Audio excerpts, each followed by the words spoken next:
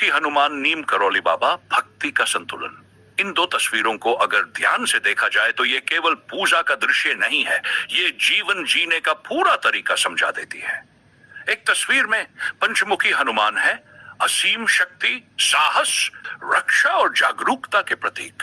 दूसरी तस्वीर में नीम करौली बाबा है साधारण शरीर, शांत चेहरा और भीतर से अपार शक्ति। एक तरफ शक्ति का विराट स्वरूप, दूसरी तरफ शक्ति को साधने वाला संत। हनुमान जी की पंचमुखी छवि बताती है कि जीवन में के गुण काफी नहीं होता। कभी शेर जैसी निर्भीकता चाहिए, कभी गरुड़ जैसी ऊंची दृष्टि, कभी वराह जैसा धरती से जुड़ा रहना, कभी अश्व जैसा वेग और कभी वानर जैसा सेवा भाव। लेकिन प्रश्न यह है, इतनी शक्ति जाए तो जाए कहां? यहीं से नीम करौली बाबा का मार्ग शुरू होता है। नीम करौली बाबा ने कभी बड़े बड़े प्रवचन नहीं दिए, उन्होंने जीवन को ही उपदेश बना दिया। उनका संदेश बहुत सीधा था, प्रेम करो, सेवा करो और किसी को दुख मत दो। वे कहते थे, अगर तुम्हारे भीतर प्रेम नहीं है तो तुम्हारी साधना भी अहंकार बन जाएगी। आज का समाज यही गलती कर रहा है। लोग पूजा बहुत करते हैं लेकिन व्यवहार ठोर होता जा रहा है। लोग शक्ति चाहते हैं लेकिन जिम्मेदारी से भागते हैं। हनुमान जी ने अपनी शक्ति का कभी प्रदर्शन नहीं किया, उन्होंने उसे राम के चरणों में समर्पित कर दिया।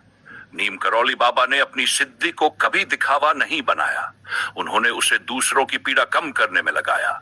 इन दोनों का संदेश मिलकर कहता है, ताकत हो लेकिन अहंकार न हो, भक्ति हो लेकिन दिखावा न हो, श्रद्धा हो लेकिन इंसानियत से ऊपर नहीं।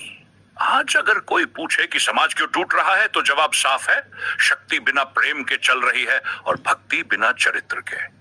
अगर समाज में हनुमान जैसा साहस आ जाए और नीम करौली बाबा जैसा संयम आ जाए तो न कोई कमजोर कुचला जाएगा, न कोई ताकत के नशे में अंधा होगा।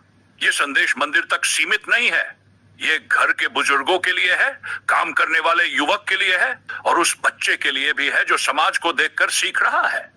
हनुमान बनो लेकिन दूसरों को डराने के लिए नहीं, उन्हें बचाने के लिए।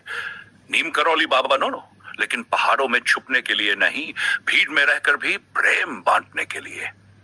यही संतुलन धर्म को जीवित रखता है और समाज को इंसान बनाता है।